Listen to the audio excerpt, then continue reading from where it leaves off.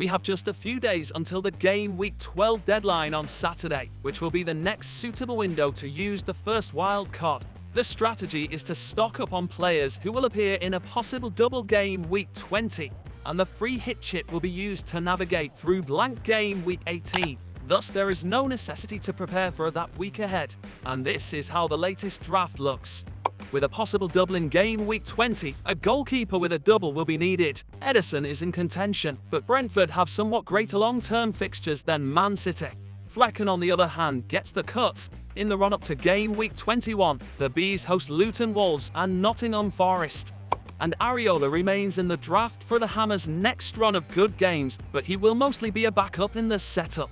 A large portion of the budget has gone towards the defenders, with a focus on fullbacks. Ben White has been one of the most creative defenders this season, producing 10 chances and contributing on 2 goals, so it is hard to overlook him.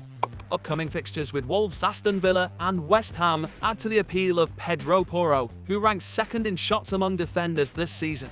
Tsimikas makes the team ahead of Trent mainly due to funds. While he may be facing competition for the left-back position, he has started in 2 of 3 games since Game Week 9 this season and is expected to retain his spot for the game against Brentford. With Matty Cash currently a doubt, Chelsea's Levi Colwill could be a viable option. From Game Week 16 onwards, the Blues will host Sheffield United, Crystal Palace and Fulham.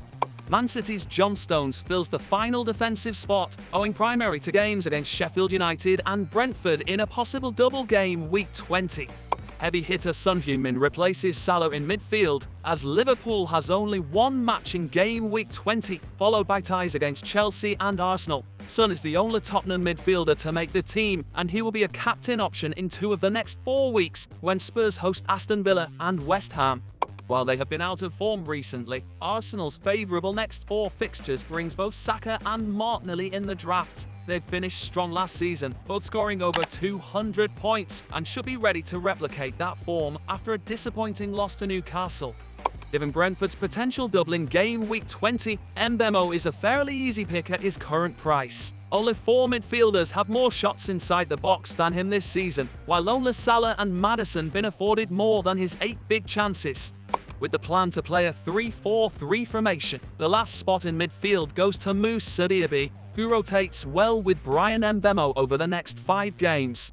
Despite recent injury concerns, Erling Haaland makes the team, having scored twice in the last 2 games. Only Darwin Núñez can better his 4 shots on goal during that time among forwards.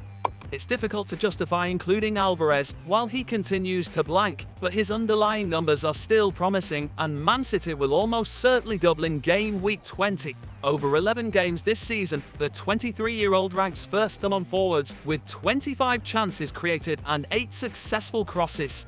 Evan Ferguson rounds out the team. Brighton's upcoming run is relatively generous, with only Chelsea and Brentford rated higher than a 3 on the FDR over the next 5 fixtures.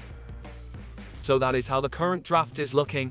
There will be a team selection video for Game Week 12 as we get closer to the next deadline, so stay tuned for that. Please remember to like and subscribe if you haven't already, and to share this video if you found it useful. As always, we'll see you at the next one.